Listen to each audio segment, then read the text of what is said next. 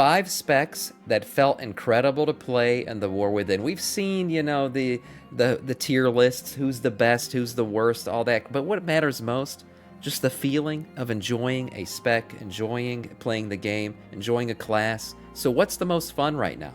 These are the top 5 at the end of beta for the War Within. Let's see what Dalaran has to say.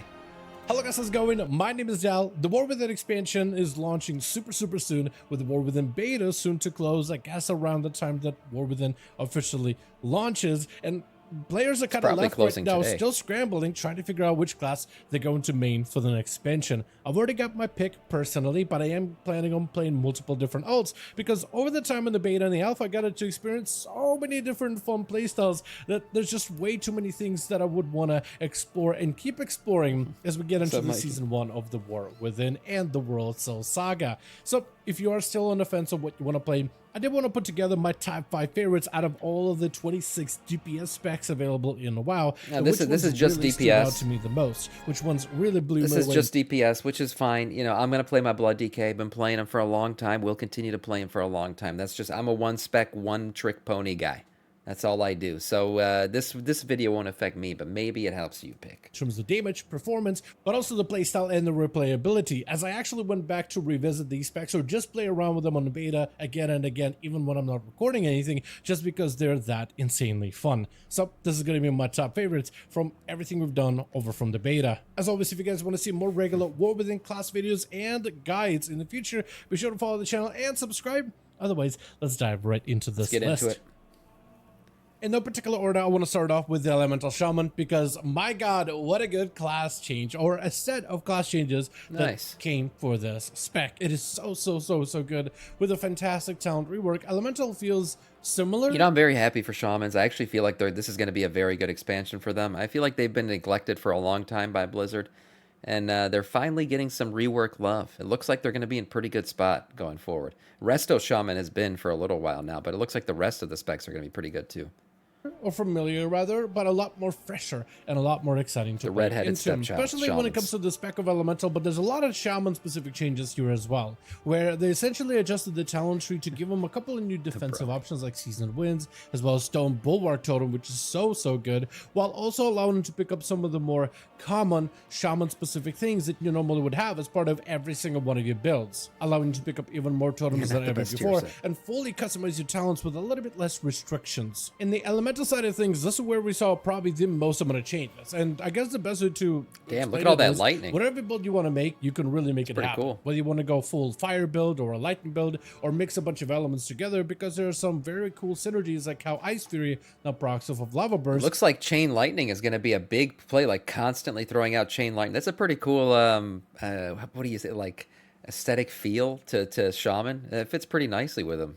And those Ice Furies allow you to like the constant thunderclapping for Mountain with a nature and a fire spell, so the weaving of elements is really fun. But you also have better support for certain specific key builds, such as Ascendance. If you want to make a build all centered around Ascendance, it's much easier to do so now, because you can pick up Ascendance as well as deeply rooted elements, so you can have procs of Ascendance as well as a dedicated use for it, and you can amplify that use with either a shorter cooldown every 2 minutes or a much better burst window with additional haste every single time you ascend, which is also really fun. But then you have like niche builds, like being able to go full elementalist, whether you want to play the fire or the earth storm elemental, and you can really extend the duration of these elementals, spawn smaller versions of these Ellies, and then pick up all of the other talents that end up amplifying those elements. In particular, if you play the lightning build, you get to summon even more elementals to your aid, which is a very fun and thematic combo for Ellie Shamans. Then there's also a ton of other common sense changes, such as Earthshock and Ellie Blast being on a choice node, which makes it much easier than having to invest 2 points just to pick up Elemental Blast,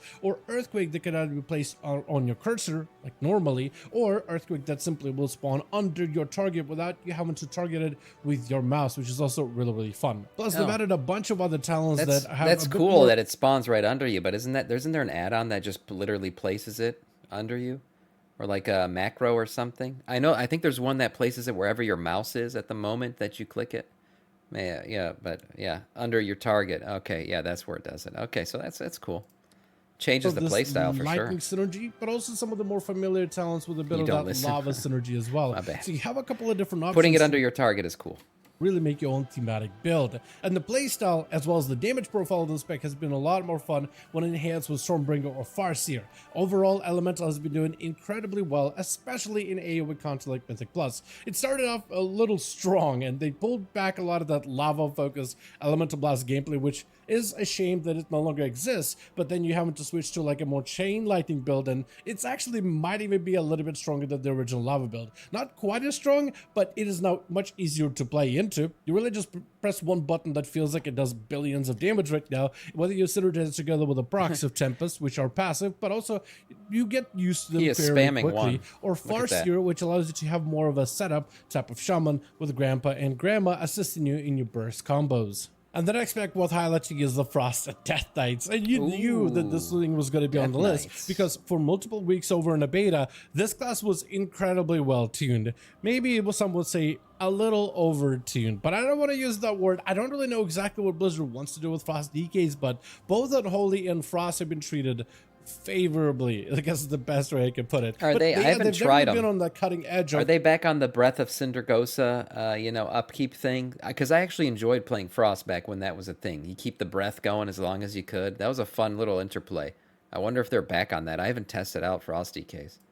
One of the classes you want to bring in every single dungeon because they make that dungeon easier just because they can obliterate everything in front of you that much quicker than most of the classes. But also when you play the actual Frost and Unholy combined with some of the hero specs, I feel like this is where I found the most amount of fun with Death Knight specifically. Whether you play the Rider of the Apocalypse with the horse, which just solves all mobility problems of the Death Knight, like if you just don't want to be moving around in snail space anymore, Rider is the play, especially in dungeons when you have all of the Riders. Every single one of them comes with various benefits and creates an opportunity.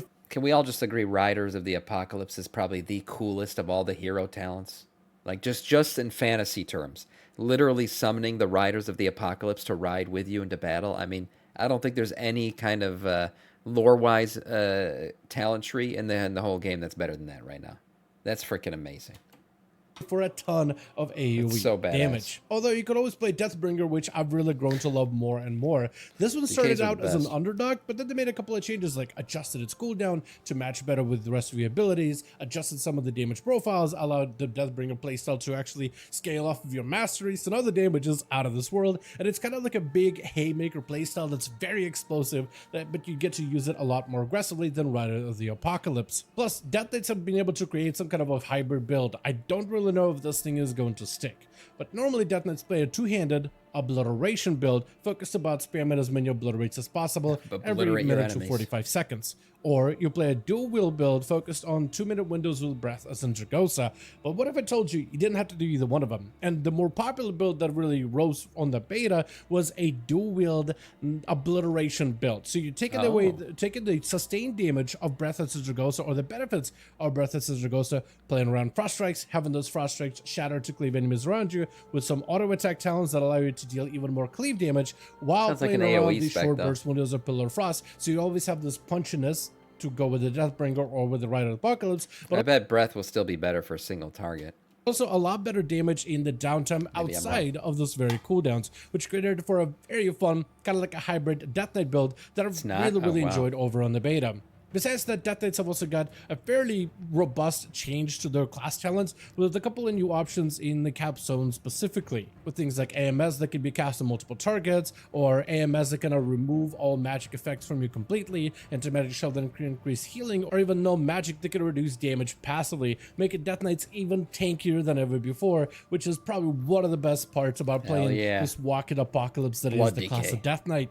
Now from there, I want to move on to another DPS spec that's been absolutely arcane blasting. Yeah, Arcane Mage has gotten a lot of talk throughout the beta testing because they've just been popping off. People have been enjoying playing them, so I knew Arcane Mage was going to be on this list. For dungeons, Arcane Mages and Frost Death Knights in particular, for some reason, whoever is in charge of tuning those classes, they did a good job, but maybe too good of a job. And Arcane has gone through quite a lot of changes throughout the expansion. One, it's insanely strong, so it's been a ton of fun to experiment with in dungeons. Because it feels like no matter... Oh my god, Jesus. Oh, that's a big, oh shit, 144 level up. Kent coming in with the raid, 144, welcome in, boys. The spec always has the potential to unleash just the most amount of damage, and just being a walking power counter. I'm good, man. Hope you are too. I'm excited. a lot of fun all on its own. But the spec did see a lot of quality of life changes, such as bringing down some of the top-end complexity of the spec. Or rather, they're removing a lot of the complexity that's there for the sake of complexity out of a lot of the specs. Arcane is one of those specs that plays normally into a script rotation, which is essentially like a very, very long chain of abilities you have to execute in a very specific order that's about 2 or 3 pages long, instead of playing around with resources. What class is he? What race is he playing as right now? Is he a Nerubian? He's a Nerubian. He's got 4 hands. What the hell? When is this? Is this part of a dungeon? I haven't seen this tested yet.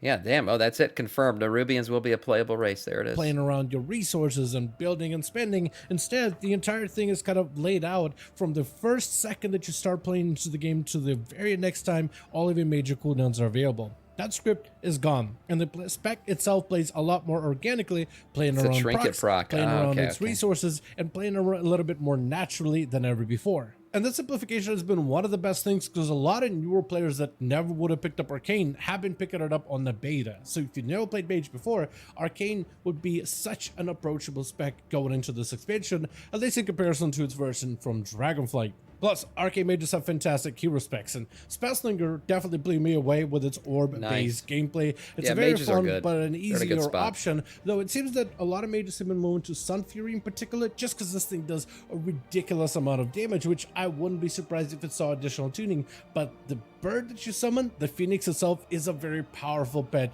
that you get to summon as Arcane, and that thing is highly effective, which makes you burst damage even better than before. Glass Cannon Fantasy. I feel like what is worth highlighting would be the Assassination Rogue, just because. Wow, I was not expecting a rogue spec. People were saying that rogues were lagging behind a little bit in DPS, but then again, this is a video about most fun, which is what you should really pick on, because if you're chasing the meta, you're going to be off every month. It's going to change every month. Don't chase the meta. Just play what's fun, play what you enjoy. Looks like Ass Rogue is in a good spot. Let's see what he has to say about it. Incredibly fun, specifically because rogues didn't really get too many changes. I mean, there are a couple of talent adjustments here and there, but Assassination plays relatively the same as before. Oh, they're now a top spec in beta. Stalker really has grown on me. And my biggest criticism with rogues were that our hero specs felt a little bit too passive and a little bit too plain. But once they really got Deathstalker working, finally, took a long while for it to happen, because we covered a lot of that on the channel here pretty closely. Deathstalker really opens up. Yeah, I heard the Rogue just was in a tough spot for a while, but like he's saying, it took a while for them to get it right, but I guess they got it right. Way that Assassination can play into, and it's just essentially it's a buff management of this ability called Deathstalker's Mark, and as you spend calm points into finishes, eventually blooms into Darkest Night, where your next Envenom is extra powerful. It's a guaranteed critical strike, which is already exciting, grants you a bunch of energy, and kind of rewards you for consuming or building maximum calm points to get the biggest Envenom possible in order to restart those debuffs again until you spend them on more finishes and then get even more Darkest Night procs. And it's a very simple gameplay loop, but it's so rewarding because of this guaranteed critical strike as Assassination Rogues. And Rogues generally are a very burst-based class, or they can be at times, and being able to play into the big burst window as Assassin is a ton of fun, in my opinion.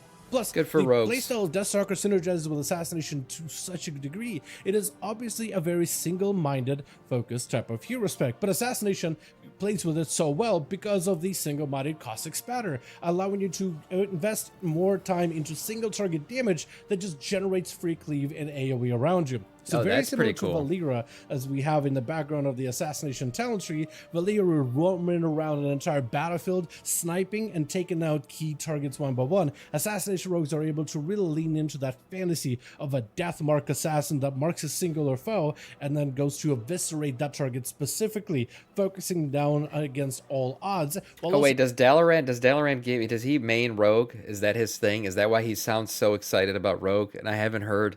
I've heard, you know, that it was coming back, but not like to this level. But he's claiming it's one of the best. Ass IRL, yeah. Getting some free cleave on the side. Okay, that makes sense. Fun and he's like me with DKs. Especially in Mythic Plus dungeons.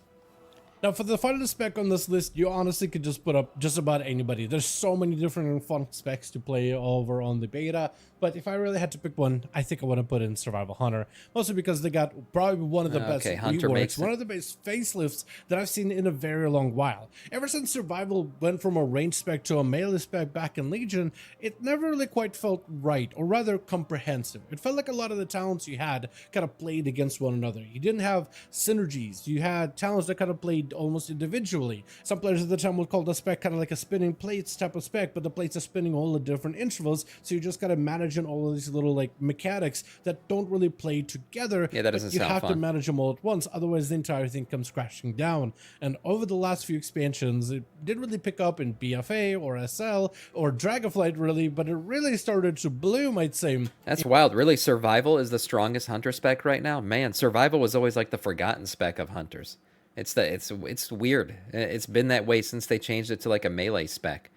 So I remember when I started playing WoW back in freaking vanilla, Survival was considered like the PvP spec for hunters. So that's interesting. Yeah, okay, Survival in a good spot. This is new. We're in new territory. Within, where it finally starts to feel kind of like a comprehensive version of what Survival could potentially be. From every single hunter getting quite a bit of our utility work from the class Shadowlands, it was good. Taking out a lot of the damage components, except for a handful of things like explosive shot and a couple of other damage-oriented talents, but most of them have been thrown out into the spec talent tree, so this is where you'll find majority of your damage, allowing you to pick up a bunch of different utility. Damn, I just remember, I wonder if we're going to see Rexar in the World Soul Saga. He's like a big character that doesn't get treated like a big character. I wonder if he's going to show up. Even things such as a personal dispel or a knock-up trap, if that is how you choose to play your hunter. As for Survival, we got a couple of different components that really make the spec shine. Like, for example, the talent tree allowed them to rework the way that their abilities play off of one another.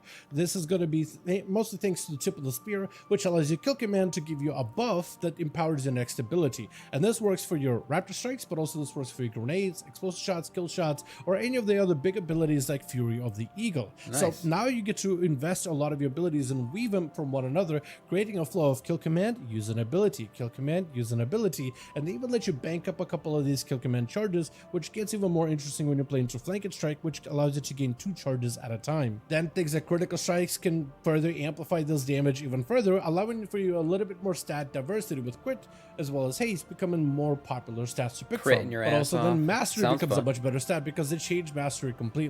And mastery now allows you to scale the damage of you and your pet by a flat amount based on your mastery, but also it reduces the damage you take since you are a melee class that's in the melee. There is a bit of a tether now that you have with your pet. As long as you're near your pet, you get them 100% more value out of this mastery spirit bond bonus. So you may want to kind of keep in mind where your pet is to make sure you don't fall too far behind, or have Aspect of the Eagle on handy, which extends the duration of that mastery if you do need to create a bit of a distance. But this overall makes Survival, which is a melee spec that has the survivability of Beastmaster or Marksman, which isn't all that great on average.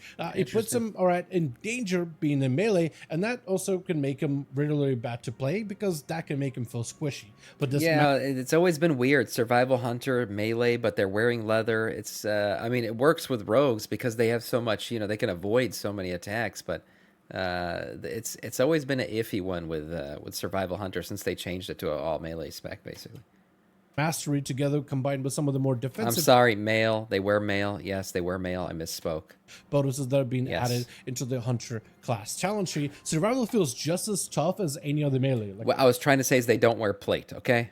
Rogues, as well as warriors, death knights, and you even have an immunity with turtle, so you're kind of closer to rogues than some of the other classes. So the best benefit is now. And just FYI, I played Hunter. Let us lay waste to this realm. Annie Cam, thank you for the follow. Welcome to our Scourge. I played Hunter back in the day when you started out as a hunter wearing leather, and then at level 40, you'd be running your ass through Scarlet Monastery. You would be able to convert over to wearing mail, and it was like this big deal, big jump in armor and everything. I don't think they do that anymore. I think hunters off the bat wear mail now, right? Yeah, I'm a boomer. Yeah, I've been playing since the old days, man. There was a day, too, when warriors used to wear mail until level 40, then they switched to plate. Yeah, that's how the game used to work.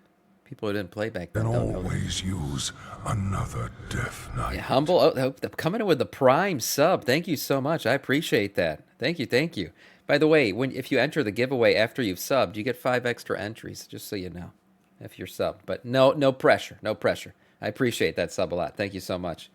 Yeah, classic. That was fun. Yeah, it sure was. Quite fine. It feels kind of safe to play. I played it when it was melee, vanilla. So It it's was no just longer a raw. risk bringing a survival hunter over a rogue or a demon hunter, but also the change to the playstyle, a bunch of different talents with a bit of this dot poison build, more focus on mongoose bites and how they can even cleave with abilities such as butchery, more abilities being tied together, new ways to modify your coordinated assault. Either there's a bigger, better version of it, or a much shorter cooldown for more instantaneous but more hit and run type of gameplay, as well as all the different ways that you can weave in explosives as well as your grenades together. It creates for a more comprehensive spec that feels like all of the different gears are no longer grinding against each other, but rather working together in unison, Nice. powering the machine that is survival that can do quite a bit of AoE damage thanks to some of the recent tuning.